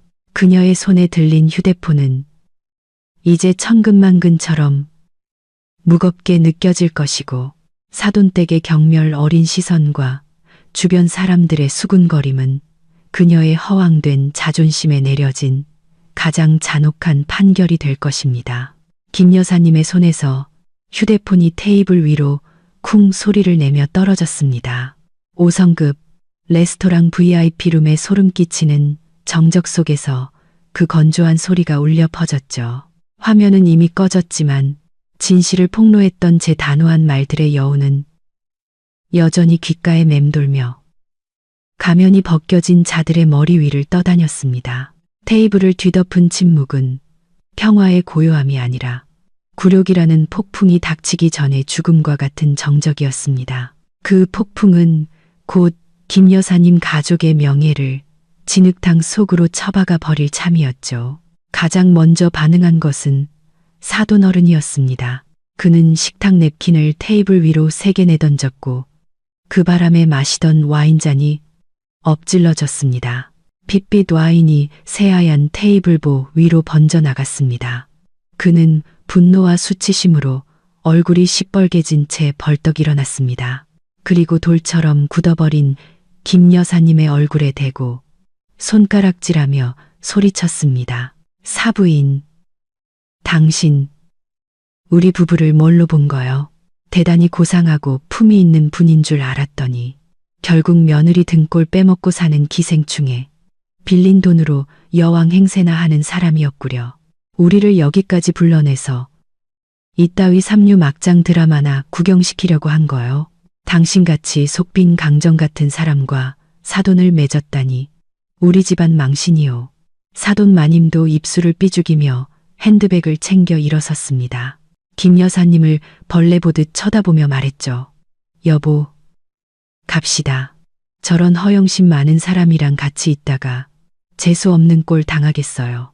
수진아, 너는 집에 가서 네 엄마 교육이나 똑바로 시켜라. 우리 집안은 저렇게 기생충처럼 사는 거 용납 못한다. 말을 마친 사돈 내외는 뒤도 돌아보지 않고 문을 향해 걸어 나갔습니다. 테이블 위에 놓인 거에게 청구서에는 단 1원도 보탤 생각이 없어 보였죠. 김 여사님은 하며 그들을 붙잡으려 했지만 다리가 굳어 꼼짝할 수 없었습니다. 이때 이 비극적인 희극을 처음부터 끝까지 지켜본 레스토랑 지배인이 한 걸음 다가왔습니다. 여전히 정중한 태도를 유지했지만 목소리는 조금의 존중도 없이 단호해져 있었죠. 고객님, 손님들은 다 가셨습니다. 식사 비용사 200만 원을 결제해 주셔야 저희도 마감을 할 수 있습니다. 그리고 백화점 계산대에 맡겨두신 0만 원 상당의 물품은 구매하지 않으실 거면 저희 직원이 가서 취소 처리하도록 하겠습니다. 김 여사님은 벌벌 떨었습니다. 땀이 비오듯 쏟아져 두꺼운 화장을 전부 녹여버렸고 주름진 얼굴이 창백하게 드러났습니다. 그녀는 준호의 어깨를 세게 흔들며 공황 상태에 빠진 목소리로 외쳤습니다. 준호야, 준호야, 너 돈 있니? 아까 엄마가 민서 카드로 뽑으라고 준 500만 원 어디 있어? 내 월급이랑 보너스는 있는 거 다 꺼내서 일단 이것부터 막아. 빨리. 준호는 의자에 웅크린 채 핏기 하나 없는 얼굴로 더듬거렸습니다. 엄마, 나 그거 어젯밤 축구 경기 진 거 만회하려고 게임에 다 충전했어. 엄마가 돈 있는 줄 알고 나 한 푼도 없어. 그 말을 들은 김 여사님은 거의 실신할 지경이었습니다. 그녀는 마지막 희망을 걸고 명품백을 든 딸 수진 씨를 돌아봤습니다. 수진아, 너는 내 남편 부자잖아. 당장 전화해서 돈 좀 보내달라고 해. 엄마 좀 살려줘. 수진 씨는 가방을 품에 꼭 껴안고 울상이 된 얼굴로 말했습니다. 남편 출장 가서 전화 꺼놨어. 엄마, 그리고 그 사람은 돈 관리 엄청 철저해서 내가 비상금 같은 게 어디 있어. 엄마가 밥 사준다고 했으니까 엄마가 해결해야지. 왜 이제 와서 나한테 내라고 그래. 이 가짜 명문가의 한심한 책임 전가를 지켜보던 지배인은 인내심을 모두 잃었습니다. 그녀가 신호를 보내자 건장한 보안 요원 2명이 즉시 나타나 VIP룸의 출입구를 막아섰습니다. 만약 결제 능력이 없으시다면 저희는 사기 및 무전 취식 혐의로 경찰에 신고하여 처리할 수밖에 없습니다. 경찰이라는 2글자에 김 여사님은 극도의 공포에 휩싸였습니다. 평생 헛된 명예에 기대어 살아온 그녀였습니다. 지금 수갑을 차고 끌려간다면 무슨 낯으로 세상을 보겠습니까? 궁지에 몰린 그녀는 허둥지둥 목에 걸린 굵은 순금 목걸이와 손가락에 커다란 옥반지를 풀어 테이블 위에 내던졌습니다. 안 돼, 경찰은 부르지 마시오. 나 돈 있소. 여기 금이 있잖소. 이거 24K 순금. 아주 비싼 거요. 이거 다 합치면 1억은 좋게 될 거요. 이걸 담보로 맡아두시오. 모자란 건 내일 와서 갚겠소. 지배인은 목걸이를 집어들고 잠시 살피더니 고개를 저으며 남자 직원 1명을 불러 백화점 1층의 금은방에 감정을 맡겼습니다. 5분 후 직원이 착잡한 표정으로 돌아와 모두가 보는 앞에서 주얼리를 테이블 위에 내려놓았습니다. 지배인님, 금은방에서 이건 순금이 아니라 금 함량이 매우 낮은 도금 제품이라고 합니다. 전부 다 합쳐도 기껏해야 3, 40만 원 정도라고 하네요. 청구서의 10분의 1도 안 되는 금액입니다. 김 여사님은 그대로 얼어붙었습니다. 두 눈이 뒤집혔죠. 동네 방네 순금이라고 자랑하고 다니던 목걸이가 사실은 체면을 위해 중고 매장에서 싸게 산 가짜였다는 사실. 적나라한 진실이 낯선 사람들 앞에서 까발려지자 그녀는 쥐구멍에라도 숨고 싶었습니다. 아닐 거야. 내가 사기당한 거야. 김 여사님은 흐느끼며 의자에 쓰러졌습니다. 지배인은 한숨을 쉬며 수진 씨 손에 들린 핸드백의 시선을 고정했습니다. 그녀는 아까 영상 통화에서 제가 했던 경고를 기억해냈습니다.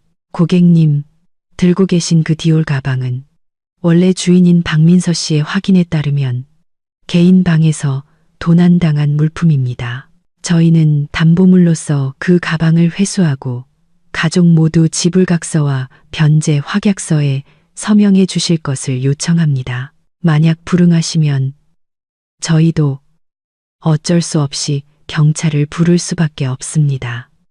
수진 씨는 와앙 울음을 터뜨리며 떨리는 손으로 마치 뜨거운 감자라도 만진 듯 명품백을 테이블 위에 내려놓았습니다. 얼마 전까지 돈을 물쓰듯 하던 김 여사님, 준호, 수진 씨 세 사람은 이제 그들이 무시했던 직원들의 경멸 어린 시선 속에서 치욕에 떨며 빅문서에 고개를 숙이고 서명해야만 했습니다.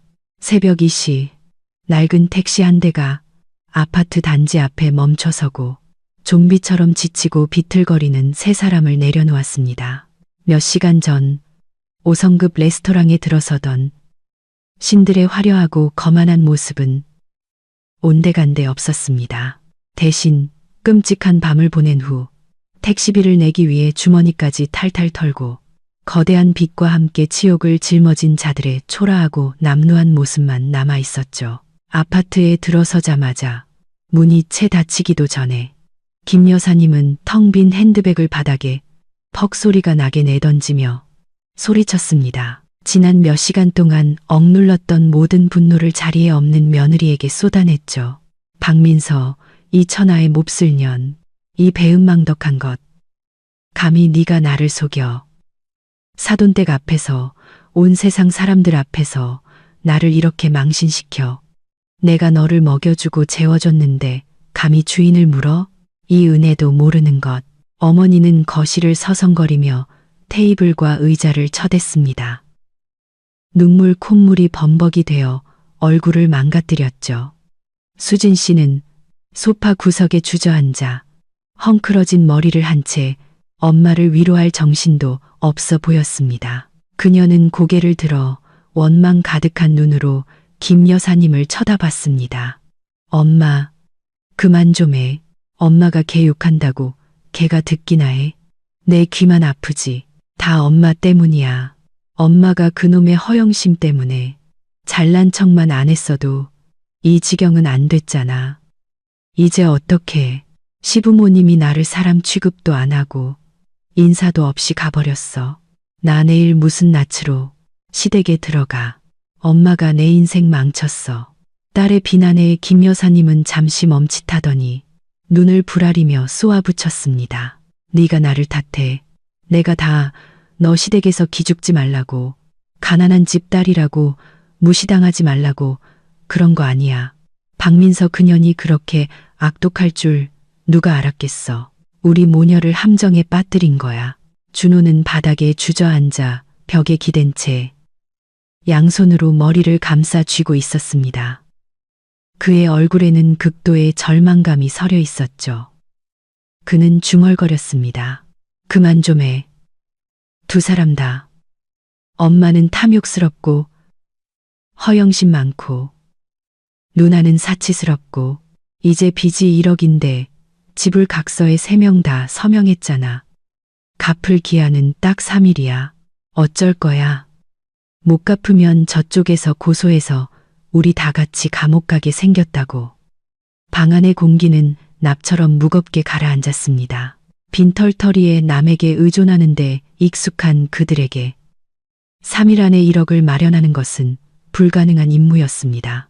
김 여사님의 시선이 방 안을 헤매다 거실의 65인치 커브드 TV와 주방의 양문형 냉장고에 멈췄습니다. 팔자, 김 여사님은 단호하게 말했습니다. 저 TV, 저 냉장고, 노래방 기계까지 싹 다 팔아버리면 빚은 갚을 수 있을 거야. 이 집 물건들은 다 공동재산이니 내가 팔 권리가 있어. 그 말을 들은 준호와 수진 씨는 환호하며 당장이라도 가전제품을 뜯어내 팔러 갈 기세로 달려들었습니다. 하지만 TV에 손을 대려던 준호가 갑자기 전기에 감전된 듯 손을 뗐습니다. 그는 무언가 떠오른 듯 얼굴이 새하얘졌습니다. 아, 안 돼 엄마. 이 집에 있는 비싼 가전제품이랑 가구들 전부 민서가 자기 이름으로 된 영수증 가지고 있어. 저번에 보니까 그 서류들 전부 회사 자기 책상 서랍에 넣어두는 것 같았어. 지금 우리가 함부로 가져다 팔면 걔가 돌아와서 절도죄로 경찰에 신고할 거야. 그때는 정말 빼도 박도 못하고 감옥 간다고. 엄마, 걔가 대기업 팀장이라 맨날 계약서만 들여다보는데 법을 얼마나 잘 알겠어. 걔랑은 장난치면 안 돼. 겨우 피어오른 희망의 불씨가 순식간에 꺼져버렸습니다. 그 말을 들은 김 여사님은 그대로 얼어붙었습니다. 온몸에 힘이 빠졌죠. 이 집안의 모든 재산, 알고 보니 자신에게 속한 것은 아무것도 없었습니다. 그녀는 그저 주인 행세를 하는 세입자에 불과했습니다. 화려한 껍데기 속에 숨은 빈털터리 빚쟁이, 억울함과 치욕, 그리고 공포가 한계치를 넘어서자 김 여사님은 더 이상 견딜 수 없었습니다. 피가 머리로 솟구치며 그녀는 가슴을 부여잡고 숨을 헐떡였습니다. 눈이 뒤집히더니 소파 위로 쓰러져 발작을 일으키기 시작했습니다. 수진 씨가 비명을 질렀습니다. 엄마, 엄마, 준호 오빠, 빨리 119 불러. 엄마, 혈압 올라서 쓰러졌어. 집안은 순식간에 아수라장이 되었습니다. 준호는 허둥지둥 휴대폰을 찾았지만 손이 벌벌 떨려 소파 밑으로 떨어뜨리고 말았습니다. 휴대폰을 찾으려고 몸을 숙이는 순간 그의 손이 소파 밑에 끼어 있던 편지 봉투에 닿았습니다. 아마 며칠 전부터 그곳에 떨어져 있었지만 아무도 몰랐던 모양입니다. 준호는 봉투를 주워 버리려다 봉투에 찍힌 굵은 글씨를 보고 멈칫했습니다. 은행 주택담보대출 연체 및 경매 절차 진행 예고 통지서. 불길한 예감에 준호는 봉투를 찢었습니다. 안에는 이 아파트가 준호의 이름으로 된 거액의 대출의 담보로 잡혀 있으며 지난 6개월간 이자를 납부하지 않아 10일 이내에 원금과 이자 20억 원을 상환하지 않을 경우 은행이 자산을 회수하고 경매 처분 절차를 시작할 것이라는 내용의 통지서가 들어 있었습니다. 준호는 통지서를 손에 든 채 빗기 하나 없는 얼굴로 식은땀을 줄줄 흘렸습니다. 그는 소파 위에서 가쁜 숨을 몰아쉬는 어머니를, 울부짖는 누나를, 그리고 이 집의 사망 선고나 다름없는 통지서를 번갈아 보았습니다. 그동안 숨겨왔던 도박빚의 비밀과 몰래 집문서를 담보로 잡혔던 사실이 가족의 가장 어두운 순간에 터져버린 것입니다. 레스토랑에서의 악몽 같은 밤이 지나고 3일 후 아파트의 공기는 여전히 장례식장처럼 무겁고 암울했습니다. 김 여사님은 병원에서 막 퇴원해 머리에 흰 붕대를 감고 소파에 누워 있었습니다. 숨소리는 약하고 거칠었죠. 준호는 구석에 웅크리고 앉아 있었습니다. 며칠간 잠을 못 자고 은행빚 걱정에 시달린 탓에 수염은 덥수룩했고 눈은 자랬습니다. 수진 씨는 빚 독촉이 두려워 방에 틀어박혀 나오지도 않았습니다. 현관문이 갑자기 벌컥 열렸습니다. 제가 여행 가방을 끌고 집 안으로 들어섰습니다. 얼굴에는 아무런 표정도 없었죠. 저는 출장을 단축하고 가장 빠른 비행기 표를 구해 돌아왔습니다. 걱정이나 사과를 위해서가 아니었습니다. 이 가족이 만들어낸 이 지저분한 쓰레기 더미를 치우고 모든 것을 한 번에 끝내기 위해서였습니다. 저를 본 김 여사님은 마치 부활이라도 한 듯 소파에서 벌떡 일어나 상처 입은 야수처럼 제게 달려들었습니다. 이 천하의 몹쓸 년, 내가 돌아왔구나. 내가 나를 이 꼴로 만들어 놓고 내가 너를 죽여버릴 거야. 내 그 잘난 얼굴을 갈기갈기 찢어놔야 내 분이 풀리겠어. 그녀는 손을 들어 제 뺨을 때리려 했지만 제가 더 빨랐습니다. 저는 그녀의 손목을 낚아채 꽉 잡았습니다. 저는 그녀의 눈을 똑바로 쳐다봤습니다. 제 날카로운 눈빛에 그녀가 주춤했죠. 저는 태연하게 휴대폰을 꺼내 집안 CCTV에서 신중하게 추출한 영상을 틀었습니다. 화면에는 김 여사님이 다리를 꼬고 앉아 해바라기 씨를 뱉으며 저를 험담하는 모습이 선명하게 나타났습니다. 이어서 수진 씨가 몰래 제 방에 들어가 명품백을 훔치는 장면이 나왔습니다. 김 여사님과 준호는 그대로 얼어붙어 아무 말도 하지 못했습니다. 어머니, 똑똑히 보세요. 저는 차갑고 단조로운 목소리로 말했습니다. 이게 바로 어머니와 따님의 인격을 보여주는 증거예요. 어머니는 저를 배은망덕하다고 욕하셨지만 사실은 어머니야말로 남에게 기생하며 배신하는 사람이에요. 어머니와 수진 씨는 제 명예를 훼손하고 사생활을 침해했으며 재산을 절도했습니다. 두 분을 법정에 세울 증거는 충분합니다. 김 여사님의 얼굴이 하얗게 질렸습니다. 저는 그녀의 손을 놓고 준호를 향해 돌아섰습니다. 그리고 미리 서명해둔 이혼 서류를 그의 앞 테이블에 던졌습니다. 서명해. 나는 이 거짓되고 탐욕스러운 가족과 단 1초도 더 이상 살 수 없어. 준호는 서류를 집어들었습니다. 그의 손이 부들부들 떨리더니 갑자기 서류를 제 앞에서 갈기갈기 찢어버렸습니다. 그리고는 소리쳤죠. 서명 안 해. 이 상황에서 날 버릴 생각은 꿈도 꾸지 마. 이 집은 내 집이고 당신은 내 아내야. 나랑 같이 빚 갚을 책임이 있다고. 혼자 살겠다고 도망치려는 거야. 그렇게는 안 되지. 저는 비웃었습니다. 경멸이 담긴 미소였죠. 저는 가방을 열어 다른 서류 뭉치를 꺼냈습니다. 그리고 방금 찢어진 이혼 서류 대신 테이블 위에 던졌습니다. 그것은 지난 3년간의 은행이자 상세 납부 내역서였습니다. 모든 거래는 제 계좌에서 이체된 것이었죠. 그리고 그 옆에는 제가 이곳에 오기 전 우편함에서 몰래 가로챈 준호 앞으로 온 연체 통지서와 자산 압류 결정서가 있었습니다. 당신 말이 맞아. 이 집, 당신 이름으로 되어 있지.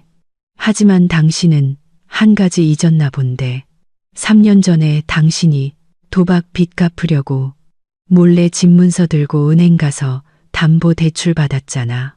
지난 3년간 당신과 당신 어머니가 이 집에서 발 뻗고 잘 수 있도록 매달 그 이자를 갚아온 사람이 바로 나야. 부부의 정으로 어떻게든 당신을 구제할 수 있을 거라고 생각했거든. 하지만 이제 끝났어. 지난달부터 내가 이자 납부를 중단했어. 은행에서는 이미 자산 압류 결정을 내렸고 다음 주면 와서 이 집을 봉인하고 경매에 넘길 거야. 그 말을 들은 김 여사님은 바닥에 주저앉았습니다. 눈이 뒤집히고 입을 떡 벌린 채 믿을 수 없다는 표정이었죠. 아들이 사준 집이라는 그녀의 자부심, 그녀의 마지막 구명줄이 이제 연기처럼 사라져 버렸습니다. 그녀는 자신이 애지중지하던 귀한 아들 때문에 빈털터리가 완벽한 빈털터리가 된 것입니다. 아니야, 그럴 리가 없어. 내 집, 내 아들 집인데. 그녀는 절망 속에서 중얼거렸습니다. 저는 그들을 마지막으로 쳐다봤습니다. 눈에는 어떤 미련도 남아있지 않았습니다. 오직 거짓된 삶 속에서 쓰러져가는 인간들에 대한 연민뿐이었죠. 저는 여행 가방을 끌고 문으로 향했습니다. 뒤로는 한 가족의 완전한 붕괴를 남겨둔 채 은행에서 집을 봉인하기 전에 3일 줄 테니 짐 싸서 나가. 이제 각자 알아서 살아. 나는 지금 바로 떠날 거니까. 이선연. 조용한 공간에 박스테이프가 찍 하고 뜯어지는 소리만 울려 퍼졌습니다. 제 눈앞의 광경은 참으로 비참했습니다. 한때 큰 소리치며 저를 가르치려 들고 가짜 부유함에 거만하게 고개를 들었던 세 사람이 이제는 낡은 종이 상자를 서로에게 미루며 구슬땀을 흘리고 있었습니다. 김 여사님의 자부심이었던 고급 아파트는 이제 옷가지, 그릇, 그리고 그들이 간신히 챙겨가려는 싸구려 물건들로 어지럽혀진 전쟁터 같았죠. 한때 이탈리아제 가죽 소파를 차지하고 앉아 위세를 떨치던 김 여사님은 이제 먼지 쌓인 바닥에 주저앉아 있었습니다. 머리는 헝클어졌고 손에는 낡은 옷 몇 벌이 든 비닐봉지를 꼭 쥐고 있었죠. 어제의 그 거만했던 모습은 온데간데 없고 대신 넋이 나간 절망적인 노파의 모습만 남아 있었습니다. 수진아. 김 여사님은 충혈된 눈으로 딸을 올려다보며 갈라진 목소리로 애원했습니다. 엄마랑 준호, 내 시댁에 가서 며칠만 신세지면 안 될까? 준호가 일자리 구해서 월세방 얻으면 바로 나갈게. 지금 이렇게 길바닥에 나앉게 생겼는데 어디로 가야 할지 막막하구나. 수진 씨는 립스틱 몇 개를 가방에 급히 쑤셔 넣다가 엄마의 말에 화들짝 놀라며 손사래를 쳤습니다. 엄마, 내가 안 된다고 했잖아. 저번에 레스토랑에서 그 난리가 난 거 시부모님이 아시고 우리 집 빚 문제에 절대 엮이지 말라고 엄포를 놓으셨어. 지금 내가 엄마랑 준호 오빠 데리고 들어가면 나까지 집에서 쫓겨난단 말이야. 나도 내 몸 하나는 건사해야지. 엄마, 미안하지만 이해해줘. 말을 마친 수진 씨는 마치 엄마에게 붙잡히기라도 할까봐 서둘러 가방을 챙겨 문 밖으로 도망치듯 사라졌습니다. 산더미 같은 짐과 늙은 어머니, 남동생을 내버려 둔 채 김 여사님은 엘리베이터 문 뒤로 사라지는 딸의 뒷모습을 보며 눈물을 글썽였습니다. 그녀가 애지중지 키우고 하늘처럼 떠받들었던 딸. 이제 그녀가 가장 비참할 때 조금의 망설임도 없이 등을 돌려버렸습니다. 그녀는 아들 준호에게서라도 위안을 얻으려 했지만 돌아온 것은 원망뿐이었습니다. 준호는 신발 몇 켤레를 상자에 던져 넣으며 투덜거렸습니다. 뭘 봐. 다 엄마 때문이잖아. 그렇게 수진이만 오냐오냐 키우니까 이제 와서 자기 살겠다고 쏙 빠지는 거 아니야. 그리고 나도 옛날에 기술이라도 배우겠다고 했을 때 엄마가 반대했잖아. 집에서 좋은 때 기다리라고. 이제 와서 내가 뭘 해서 돈을 벌어. 민서가 떠난 것도 엄마가 걔를 너무 쥐어짰기 때문이라고. 이제 집도 잃고 아내도 잃고 빚더미에 앉았는데 어떻게 살라는 거야. 김 여사님은 그대로 얼어붙었습니다. 그녀가 금이야 오기야 키우고 옳고 그름을 떠나 항상 편들어줬던 귀한 아들이 이제 모든 죄를 그녀에게 뒤집어 씌우고 있었습니다. 그녀는 폐허가 된 집 한가운데 주저앉았습니다. 제가 끓여주던 밥도, 제가 건네주던 돈도, 그녀가 괴롭히고 손 벌릴 대상도 이제 없었습니다. 그녀는 모든 것을 잃었습니다. 집, 명예, 그리고 가장 중요했던 황금알을 낳는 거위였지만 그녀가 어리석게 내쫓아버린 며느리까지. 절망의 끝에서 김 여사님은 떨리는 손으로 휴대폰을 꺼내 제게 전화를 걸었습니다. 그녀는 남은 정에 기대어 제가 이전처럼 마음이 약해져 자신을 구해주리라 믿었습니다. 벨이 한참 울린 뒤에야 제가 전화를 받았습니다. 수화기 너머로 김 여사님의 처절한 울음소리가 들려왔습니다. 민서야, 아가, 내가 미안하다. 내가 다 잘못했다. 제발 돌아와서 이 어미 좀 살려다오. 내가 약속할게. 이제 다시는 아무것도 바라지 않을게. 제발 우리를 이렇게 버리지 마라.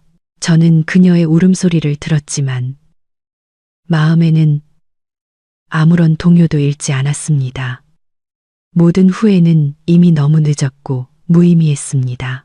저는 최대한 평온하고 차가운 목소리로 대답했습니다. 늦었습니다, 어머님. 예전에 어머님께서는 효도는 무조건적인 복종이라고 가르치셨죠. 하지만 제 생각에 그 가르침은 아드님과 따님에게 다시 하시는 게 좋을 것 같네요. 그 효도라는 것은 이제 준호 씨에게 돌려드리겠습니다. 앞으로 행복하시든 불행하시든 스스로 책임지세요.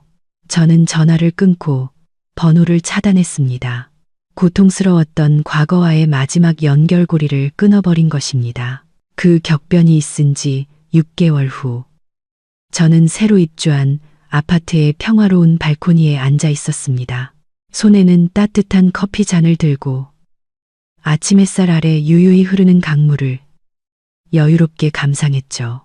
이곳은 제가 2년 전부터 보너스와 비상금을 모아 비밀리에 사둔 아름다운 한강뷰 아파트였습니다. 자유를 되찾을 그날을 위해 제가 조용히 준비해둔 안식처였죠. 아라비카 원두의 향이 진하게 퍼졌습니다. 더 이상 불안 속에서 급하게 타 마시거나 시어머니가 싱겁다고 타박할까, 남편이 쓰다고 불평할까 걱정하며 마시는 커피가 아니었습니다. 처음으로 오롯이 나만의 집에서 나 자신을 위해 내린 커피를 그 누구에게도 대접할 필요 없이 마시고 있었습니다. 남편의 빚을 갚으며 하얗게 밤을 지새우던 날들, 그토록 간절히 꿈꿨던 자유가 이제 눈앞에 있었습니다. 너무나 현실적이고 달콤하게. 이혼 절차는 생각보다 빨리 끝났습니다. 준호가 몰래 집을 담보로 잡고 도박 빚을 졌다는 명백한 증거와 제 변호사가 제출한 그의 무책임한 행태들 앞에서 그는 더 이상 발뺌할 수 없었습니다. 준호는 떨리는 손으로 이혼 서류에 서명했고 더 깊은 법적 책임을 피하기 위해 빈손으로 나가는 것에 동의했습니다. 저는 법원을 나서며 고개를 떳떳이 들었습니다. 썩어빠진 결혼 생활을 등 뒤로 한 채 같은 시기에 사장님은 저를 이사로 승진시키는 결제 서류에 서명했습니다. 제 경력의 화려한 새 장이 열린 것이죠. 지난 7년을 돌아보니 더 이상 후회는 없었습니다. 그것은 오늘의 저를 단련시킨 값비싼 수업료였다고 생각합니다. 어제 예전 아파트의 이웃 아주머니가 아직도 놀라움이 가시지 않은 목소리로 메시지를 보내왔습니다. 김 여사님과 준호는 이제 도시 외곽의 허름하고 습한 노동자 동네의 월세방에서 살고 있다고 합니다. 준호는 매일 배달 대행 기사로 일하며 얼굴은 까맣게 타고 고생한 티가 역력하다고 했습니다.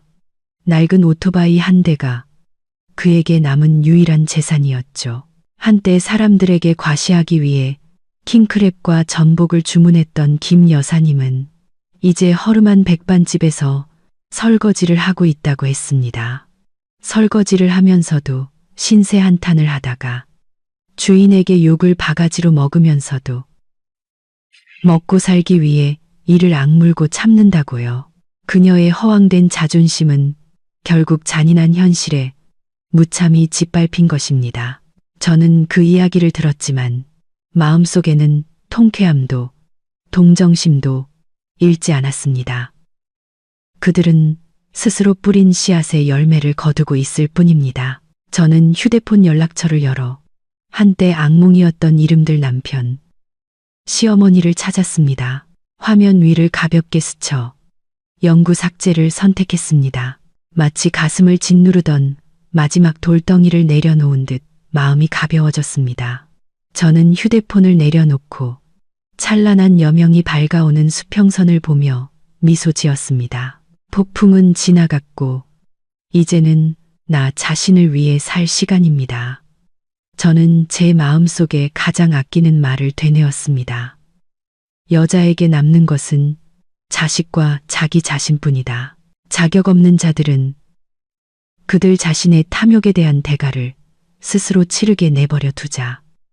오늘 아침 커피는 왜 이리도 향기롭고 진한 걸까요? 아마도 그것은 제가 7년의 청춘을 바쳐 되찾은 완전한 자유로 내렸기 때문일 겁니다. 인생에서 효도는 인간의 근본이지만 맹목적인 효도는 자존감을 죽이는 독약입니다. 여성들이여, 다른 사람이 당신의 가치를 짓밟을 수 있을 만큼 고개를 숙이지 마세요. 스스로를 사랑할 때만이 우리는 필요한 경계선을 설정할 힘을 가질 수 있으니까요. 햇살이 높이 솟아올라 오래된 눈물 자국을 말려주었습니다. 이제 남은 것은 맑고 푸른 하늘과 제가 걸어갈 널찍한 길뿐이었습니다.